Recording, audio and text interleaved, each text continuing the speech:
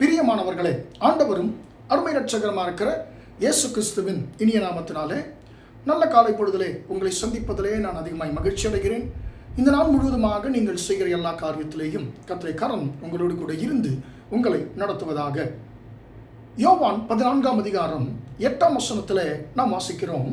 அன்பார்ந்த பிள்ளைகளே, ஆண்டவர் இந்த இடத்துல பிலிப்பு ஆண்டவராகிய இயேசு கிறிஸ்துவை பார்த்து ஒரு கேள்வியை கேட்கிறார்.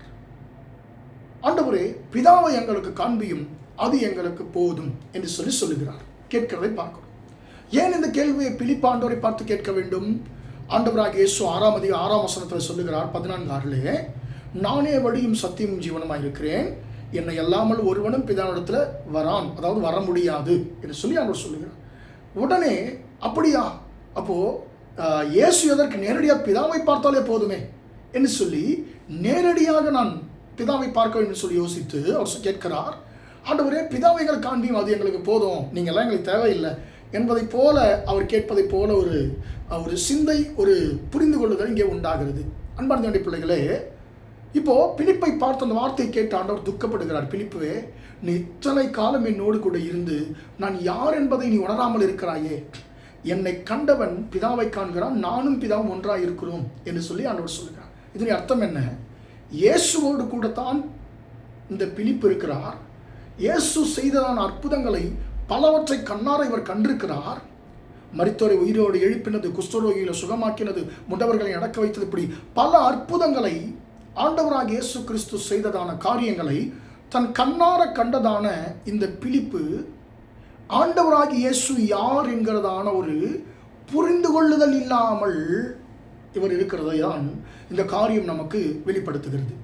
நாமும் கூட அன்பார்ந்த பிள்ளைகளே, சில நேரங்களிலே நம்முடைய ஆண்டவர் எப்படிப்பட்ட வல்லமையுள்ளவர் என்பதை நாம் மறந்து போகிறோம்.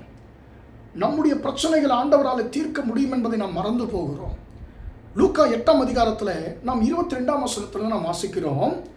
ஆண்டவராகிய இயேசு கிறிஸ்து தன்னுடைய சீஷர்களோடு கூட படகிலே ஏறி அவர் பயணம் பண்ணி கொண்டிருக்கிறார். அன்பார்ந்த பிள்ளைகளே, இப்பொழுது ஆண்டவராகிய இயேசுவோடு கூட அவர்கள் பேசாமல் தங்களுக்குள்ளே அவர்கள் பேசிக்கொண்டார்களோ தெரியாது. ஆண்டவராகிய இயேசு கப்பலின் பின்னணியத்தில் போய் அவர் தலையணை வைத்து நித்திரை செய்கிறார். இப்போ ஆண்டவராகிய இயேசு முன்ன இருக்கிற வரைக்கும், கப்பலின் முன்னணியத்தில் இருக்கிற வரைக்கும் எந்த ஒரு பிரச்சனையும் வரல.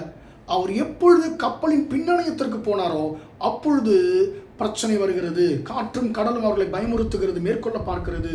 உடனே அவர்கள் பயந்து போய் ஆண்டவரிடத்தில் வந்து, ஐயரே நாங்கள் மடிந்து போகிறோமே, உங்கள் கவலை இல்லையா என்று சொல்லி அன்பார்ந்த அவர் எழுப்புகிறார்கள். அவர் எழும்பி காற்றையும் கடலையும் அதட்டி அவர் கேட்கிறார், உங்கள் விசுவாசம் எங்கே? நான் உங்களோடு கூட இருக்கேன் என்பது நீங்கள் ஏன் மறந்து போனீங்க என்று சொல்லி கேட்கிறார். சரி, கேட்ட உடனே அதோடு கூட நின்றிருந்தால் பரவாயில்ல, சீஷர்கள் சொன்னதான ஒரு வார்த்தை, அது ரொம்ப பயங்கரமான ஒரு வார்த்தை. ஒருவர் பார்த்தவர்கள் சொல்லிக் கொண்டிருக்கிறார்கள், இவர் யாரோ காற்றுக்கும் கடலுக்கும் கட்டளையிடுகிறாரே, அவைகளும் இவருக்கு கீழ்ப்படுகிறது என்று சொல்லி ஒருவர் பேசிக்கொண்டார்களாம். இவர் யாரோ, அவ என்ன, ஆண்டவரோடு கூட தான் இருக்கிறார்கள், அவரை பக்கத்தில் தான் வைத்துக் கொண்டிருக்கிறார்கள், அவர் செய்த கிரியைகளையும் அதன் ஆசீர்வாதங்களையும் பெற்றுக்கொண்டு இருக்கிறாங்க.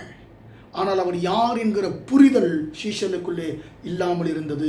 அவர் யார் என்பதை அநேக நேரத்தில் சீஷர்கள் மறந்தவர்களாக இருந்தார்கள். இன்றைக்கு நம்முடைய வாழ்க்கையிலே கூட அன்பார்ந்த பிள்ளைகளே, நம்மோடு ஆண்டவர் இருக்கிறார் என்பதை நாம் மறந்து போகிறோம். நம்மோடு இயேசு இருக்கிறார் என்பதை மறந்து போகிறோம். சின்ன சின்ன பிரச்சனைகளுக்கெல்லாம் ஐயோ என்னுடைய பிரச்சனை, ஐயோ என்னுடைய வாழ்க்கை என்னாகுமோ என்று சொல்லி சுற்றிலும் இருக்கிற பிரச்சனைகளை பார்த்து நாம் பயப்படுகிறோம். நாம் அதற்கு காரணம் என்ன? நம்மோடு கூட இருக்கிற தேவன் எப்படிப்பட்டவர் என்கிறதான புரிதல் இல்லாமல் நாம் இருக்கிறோம். ஆண்டவர் உங்களையும் என்னையும் பார்த்து அவர் சொல்லுகிறார், நான் இத்தனை காலம் நீ என்னோடு கூட தான் இருக்கிறாய், நான் யார் என்கிற புரிதல் இல்லாமலே இருக்கிறாயே மகனே மகளே, உன் பிரச்சனையை தீர்க்க முடியாத அளவிற்கு நான் பலவீனமான தேவன் அல்லவே. இந்த உலகத்தை என் வாயின் வார்த்தையினாலே உண்டாக்கின தேவன் உன் பிரச்சனைகளினாலே தீர்க்க முடியாதா? உன் பிரச்சனை உன்னை விடுதலையாக்க முடியாதா? நிச்சயமாக விடுதலையாக்குவேன் என்று சொல்லி ஆண்டவர் சொல்லுகிறார். எனவே எனக்கு அன்பான பிள்ளைகளே, நாம் ஆராதிக்கிற தேவன் எப்படிப்பட்டவர் என்பதை நாம் எப்பவுமே மறக்கக்கூடாது. எனவே தான் பவுல் சொல்லுகிறார், நான் விசுவாசிக்கிறவர் இன்னார் என்று அறிவேன் என்று சொல்லி. அன்பான தேவனுடைய பிள்ளைகளே, நாமும் நம்முடைய ஆண்டவர் எப்படிப்பட்டவர் என்பதை நாம் மறவாமல் நாம் நினைத்து கொண்டு நாம் முன்னேறும் பொழுது நமக்கு முன்பாக எப்பேற்பட்ட பிரச்சனைகள் வந்தாலும் எதுவுமே நமக்கு பெருசாக தெரியாது. எனவே நாம் ஆராதிக்கிற தேவனை நாம் நினைப்போமாக, அவர் எப்படிப்பட்டவர் என்பதை சரியாக நாம் புரிந்து கொள்வோமாக, நாம் முன்னேறுவோமாக. ஜெபிப்போமா? இரக்கமுள்ள தகப்பனே, உம்மை நன்றியோடு துதிக்கிறோம், ஸ்தோத்திரிக்கிறோம் ஐயா. இம்மட்டுமாக இந்த வார்த்தைகளை கேட்ட நம்முடைய பிள்ளைகளை நீங்கள் ஆசீர்வதிங்க ஆண்டவரே. அப்பா, நாங்கள் ஆண்டவரே நீர் யார் என்கிற அறிவை ஆண்டவரே அப்பா ஒரு புரிதலை நாங்கள் உள்ளவர்களாக நாங்கள் இருக்க கர்த்தாவே நீங்கள் கிருபை தாங்க. பேதுரு ஆண்டவரேப்பா பிலிப்பு உம்மோடு கூட தான் இருந்தார். ஆனால் நீர் யார் என்கிற புரிதல் ஆண்டவரே பிலிப்புக்குள்ளே இல்லாமல் இருந்தது ஆண்டவரே. அப்பா, நாங்களும் ஆண்டவரே அநேக நேரங்களிலே அப்பா உம்முடைய சீஷர்களைப் போல ஆண்டவரே நாங்கள் உம்மோடு கூட இருந்தாலும் நீர் யார் என்கிற புரிதல் இல்லாதவர்களாய் ஆண்டவர் நாங்கள் இருக்கிறபடினாலே சுற்றிலும் இருக்கிற பிரச்சனைகளுக்கு நாங்கள் ஆண்டவரே முகம் கொடுக்கும் பொழுது நாங்கள் பயப்படுகிறோம். ஆண்டவரை விசுவாசத்திலிருந்து வழிவிலகி போகிறோம். ஆண்டவர் அப்படி அல்ல. பிரச்சனைகளை பார்க்கும் பொழுது பிரச்சனைகளை காட்டிலும் என்னோடு கூட இருக்கிற தேவன் சர்வ வல்லவர் என்பதை ஆண்டவரை புரிந்து கொண்டவர்களாக, ஒரு புரிதல் உள்ளவர்களாக நாங்கள் ஆண்டவரே ஆண்டவரே நாங்கள் எங்கள் வாழ்க்கை பாதையிலே முன்னேறுவதற்கு கர்த்தனை கிருபை தாங்க. ஆண்டவர் இந்த வார்த்தை கேட்டுக்கொண்டிருக்கிற ஒவ்வொருவருக்கும் இந்த கிருபை தாங்க. நம்முடைய பிள்ளைகளுக்கு விரோதமாய் கொந்தளித்துக் கொண்டிருக்கிற ஆண்டவரை பிரச்சனைகள், ஆண்டவரை கடல் போன்ற பிரச்சனைகள் இயேசுவின் நாமத்தில் நம்முடைய பிள்ளைகளை விட்டு நீங்கட்டும் என்று சொல்லி ஜெபிக்கிறேன். இந்த நாள் முழுவதுமாய் நம்முடைய பிள்ளைகள் செய்கிற எல்லா காரியத்திலையும் நம்முடைய கரம் கூட இருந்து நடத்தட்டும் என்று இயேசுவின் நாமத்தில் ஒப்புக் கொடுத்து ஜெபிக்கிறேன் ஜீவனுள்ள நல்ல பிதாவே. ஆமேன், ஆமேன். பிரியமானவர்களே, கர்த்தர் உங்களை ஆசீர்வதிப்பாராக. Praise the Lord, praise the Lord.